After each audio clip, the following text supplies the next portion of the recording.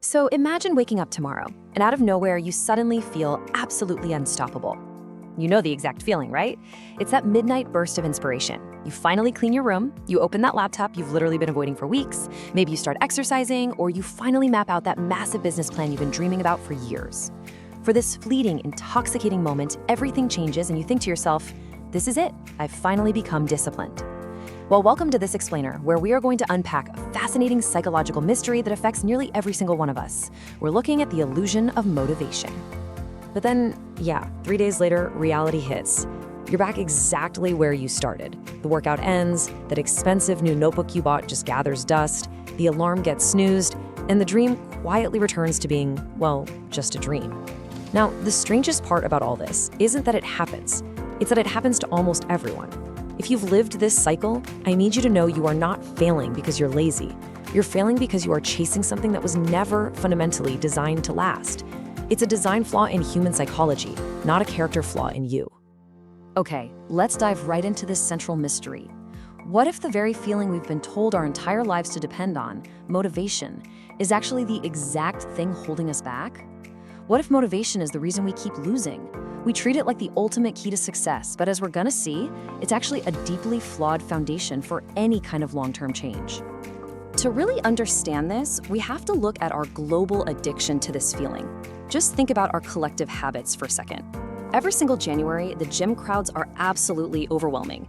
We make these elaborate vision boards, we download countless productivity apps we'll probably never actually open, and we binge watch inspirational speeches online.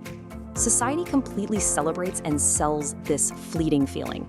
Movies package it into these thrilling training montages, social media algorithms absolutely feed on it, and the self-help industry profits immensely from it. We're constantly sold this idea that if we're struggling, we simply lack this magical emotional fuel. We just need to get pumped up. But here is the hard truth. We are solving the wrong problem. Just think about the logic here.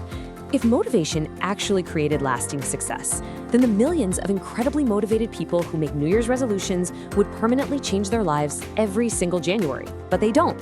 So the real mystery we need to solve in this explainer isn't why people fail, it's why this intense feeling of motivation completely disappears exactly when we need it the most. Consider a tale of two students preparing for the exact same exam. First, we have the inspired amateur. Now, this student relies entirely on emotional hype. They watch motivational videos, they buy the absolute most colorful stationery, and they make these loud, dramatic promises about dominating the semester. On the flip side, we have the systematic professional. This student does absolutely none of that. No speeches, no hype. Instead, every single evening at exactly 7 p.m., they sit down and study for 1 hour. Quiet repetition. Some days they hate it, some days they love it. But when 7 p.m. hits, they do the work. When exam results finally arrive, the amateur is left wondering where their motivation went, while the professional barely remembers if they were motivated at all. Now, what's really interesting here is what the professional is actually relying on: a system.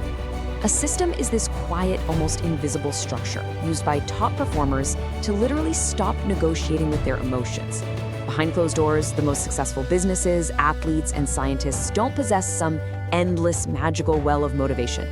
That is a complete myth. What they possess are rigid, dependable systems that remove how they feel from the equation entirely. To truly grasp why we can't rely on our feelings, we need to take a slow step back in time. Human biology simply was not designed for your modern ambitions. 100,000 years ago, your brain's primary job was to find food. 50,000 years ago, it was to avoid immediate danger. 10,000 years ago, it was to stay warm. Your brain evolved to solve immediate survival problems. And the ultimate evolutionary hack it developed, which carries right into today, by the way, is to save energy at absolutely all costs. And that brings us to the hidden saboteur operating in the background of your mind right now. Your brain is constantly asking this primitive question: can I avoid spending energy? This instinct is alive and well in every single modern human. When you want to run a marathon, build a startup, or study for a degree, your primitive brain views that as a massive, unnecessary expenditure of calories and energy. It actively wants you to sit on the couch and do nothing. So, the crucial point is that the way our brain tricks us comes down to completely misunderstanding a specific chemical: dopamine. We're often told dopamine is the reward chemical. Well, that is entirely misleading. Dopamine is actually the chemical of anticipation. It provides a massive rush of emotional fuel when you're planning, when you're excited, and when you're just imagining success. It rewards you before you have actually done any of the hard work. And this biological drop-off perfectly explains exactly why motivation crashes. During the planning phase, when you're buying that notebook or downloading that app, your dopamine is sky high. By day one of actually taking action, it drops to a medium simmer. But after weeks of repetition, the novelty wears off completely. Your dopamine drops to low. The task suddenly feels incredibly heavy. You haven't become weaker. Your biology has simply stopped offering you free emotional fuel. The problem isn't that motivation leaves. The problem is that we mistakenly expected it to stay. Let's see how this builds into a highly dangerous behavioral loop. Step 1, you feel motivated. Step 2, you take action. Step 3, naturally, predictably, the motivation fades as dopamine drops. But step 4 is where the real tragedy happens. You stop and you wait. You wait for the motivation to come back. Weeks pass, months pass, sometimes even years. Without realizing it, you have trapped your entire future, waiting for an emotion that you have absolutely no control over. Think of it like being out on a vast ocean. Relying on motivation is like trying to cross that ocean, but refusing to move unless the wind feels absolutely perfect. Sure, some days you'll travel fast, but most days, you're just gonna drift aimlessly.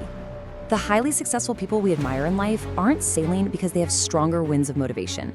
They simply learned how to row, regardless of what the weather is doing. Which leads us to a complete paradigm shift. Discipline is not the opposite of motivation. Discipline is what remains after motivation leaves. The greatest creators, authors, and entrepreneurs on earth often wake up tired.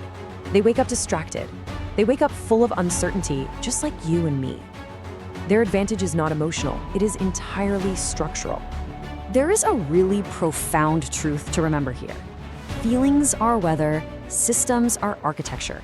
Weather is turbulent, it changes hour by hour, and you cannot control it. Your feelings of motivation are just weather.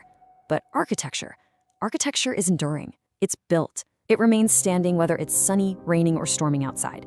If you want to transform your life, you have to stop focusing on the weather and start building your architecture. Because the quiet, uncelebrated truth of success just isn't glamorous. The version of you that actually changes your life will not arrive through some sudden Hollywood-style burst of excitement. It'll arrive on one ordinary, boring day. It'll arrive through one small action done with zero excitement, zero certainty, and absolutely no applause from the outside world. Just quiet, steady repetition. So, as we wrap up this explainer, I want to leave you with a haunting question that should completely change how you view your goals tomorrow morning. What if you stopped waiting to feel inspired at all? What if you let go of the illusion of motivation entirely? Because the moment you stop waiting for the perfect weather is the exact moment you finally start building your architecture.